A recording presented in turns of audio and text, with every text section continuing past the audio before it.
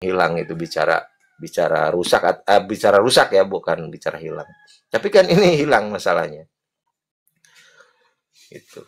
Nah, di situ juga udah menjadi catatan gitu. Berarti kan ini ada upaya pembelokan sejarah kan, diduga ada upaya pembelokan sejarah.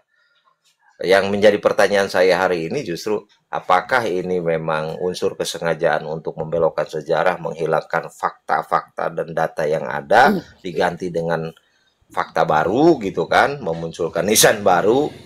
Nah, apakah memang ini ada unsur apa ya? Katakanlah di situ menghilangkan makam lama dengan mengganti makam baru gitu. Tapi perasaan saya kalau kalau untuk melakukan pemakaman baru di area cagar gitu, apalagi di area kuncup yang menjadi perlindungan utama daripada pemerintah, saya itu sangat mustahil ya. Karena pas misalkan ada orang yang meninggal, siapalah gitu, apalagi bukan keluarga, kemudian prosesi penggalian kubur, jangankan gali.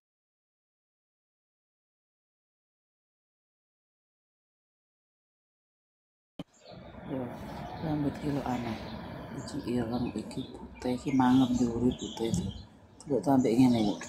Anu,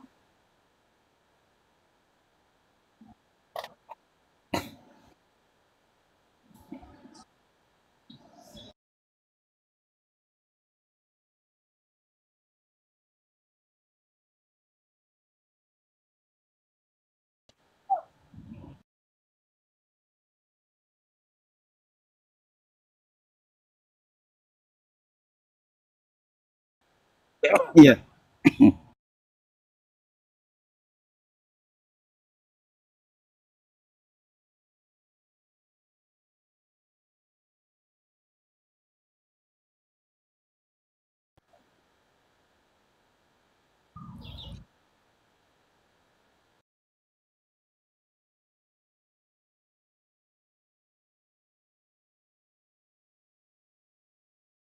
artinya gini maksudnya. Bagi teman-teman yang merapat itu kan bukan hanya sekedar pelaporan, tetapi kita juga ingin menanggapi masalah ajakan geger-geger itu kan. Ini ada yang sudah datang dari Cirebon, dari Jakarta. Ini kalau sudah datang ini masa dianggur no. Kita kan gerakan cepat gitu loh.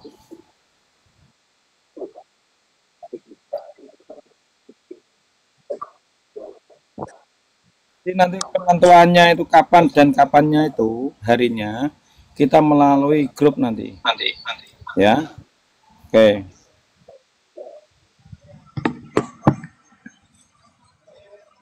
Kok turun Bang Ade? Kok turun Bang Ade?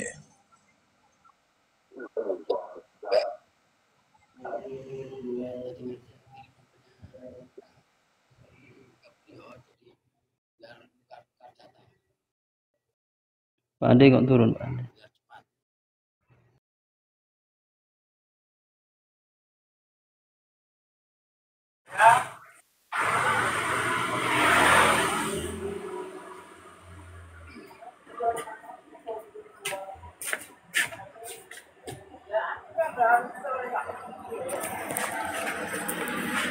Monggo pendekar, monggo.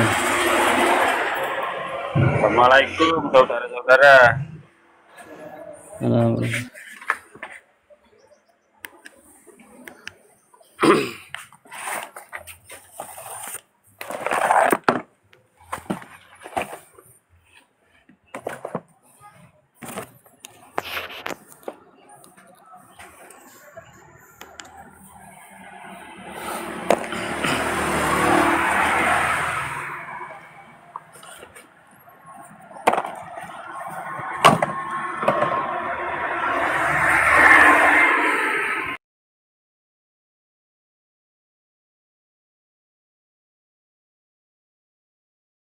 Naik lagi Kang Ade, nggak apa-apa, saya turun sekalian saya mau kerjain.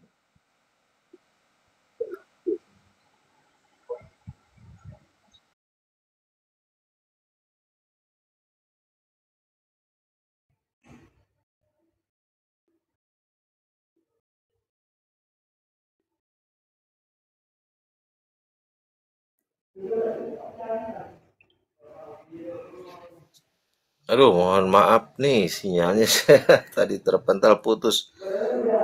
Ya apa Siap Pak Ade, siap Pak Ade. listriknya ya. Ini sebentar ya. Nah ini mohon dibesarkan Lora. Mohon dibesarkan. Saya nggak bisa Pak Ade membesarkan Pak Ade. Oh iya, Mohon iya. yang bisa besarkan coba.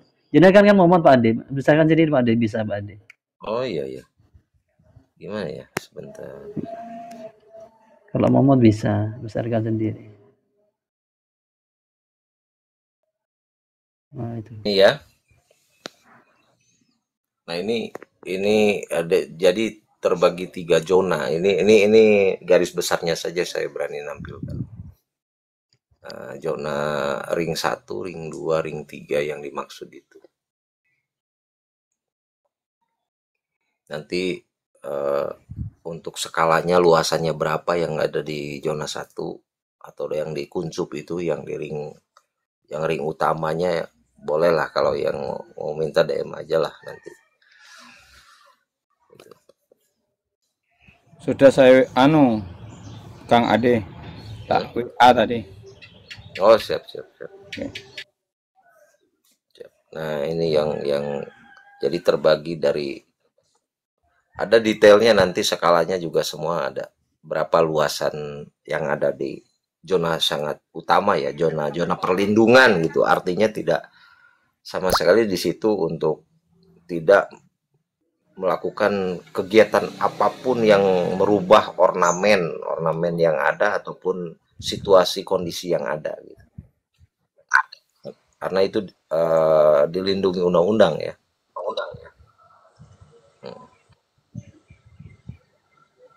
Monggo dilanjut.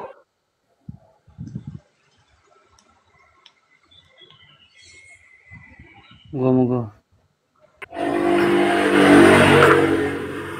Assalamualaikum Bang Ade. Waalaikumsalam. Ya, ini bertanya Bang Ade ya. Boleh. Ya. Apakah bisa ini Bang Ade, misalnya reaksi yang kita lakukan nanti bersama teman-teman dan tim itu menjadi sebuah pintu masuk ya untuk penyelamatan situs-situs arkeologi, sejarah ataupun budaya, bukan hanya di Kanjeng Sunan Bonang tapi termasuk situs-situs yang lain, situs-situs seperti Sunan Ampel, Sunan Muria dan yang bisa, lain-lain. Pak. Gitu. Kan gitu Bang. Bisa kan? Iya, bisa. Ya, karena bisa gini. sekali. Karena gini Bang Ade. Jadi saya menyimak dari tadi apa yang Panjenengan sampaikan itu lebih kepada penyelamatan terhadap situs-situs arkeologi, bukan karena sayembara dan lain sebagainya gitu. Jadi di Sunan Bonang ini sebagai pintu masuk, kalau nanti kita itu sudah bisa membuktikan perusakan ya, bukan pemalsuannya. Kalau pemalsuannya bisa dibuktikan untuk teman-teman nanti hanya untuk yang berkaitan dengan Husein Bagel. Tapi yang paling penting adalah perusakan situs-situs arkeologi yang merupakan sejarah bagi peradaban Islam di Nusantara dan bangsa Indonesia gitu Bang Ade. Itu penyelamatan. Kemudian yang saya tanyakan lagi, apakah bisa Bang Ade nanti kalau sudah terbukti apa yang mereka lakukan, perusakan itu sudah mereka lakukan di Kanjeng Sunan Bonang, kemudian di situs-situs Islam dan arkeologi yang lain, baik itu di Sunan Muria maupun Sunan Ampel, otoritas atau dinas yang berkaitan dengan situs arkeologi dalam rangka melakukan penyelamatan ya, dan terbukti perusakan itu dilakukan oleh kaum yang sudah jelas ya melakukan perusakan, kemudian Dinas Arkeologi dan Kebudayaan itu memberikan rekomendasi kepada pihak yang berwajib atau terkait untuk mengganti yayasan yang berada di situs tersebut kepada ahli waris ataupun orang-orang pribumi. Itu satu. Kemudian yang kedua, apakah bisa pemerintah itu melakukan relokasi misalnya ya? Karena diakui atau tidak, kaum-kaum mereka itu menguasai di lingkungan situs arkeologi itu, mereka menguasai gitu.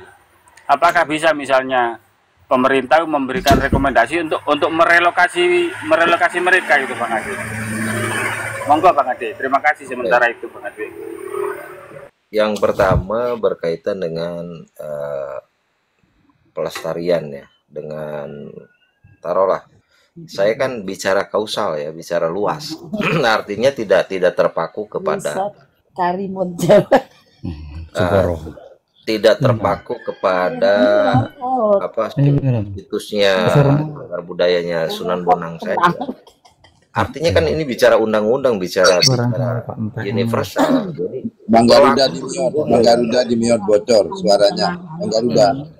Bang Garuda. Siap. Berlaku umum gitu. Artinya ini sebagai pintu masuk ya, bukan pintu masuk. Artinya siapa dimanapun situs apapun ya memang ini kan berlaku bukan untuk satu situs. Jadi Undang-Undang Nomor 11 Tahun 2010 ini tentang cagar budaya ini berlaku untuk wilayah hukum Indonesia gitu. Jadi bukan untuk spesifik mengatakan undang-undang ini untuk Sunan Bonang aja, enggak. Ini untuk cagar budaya yang seluruhnya yang ada di wilayah hukum Republik Indonesia, itu satu.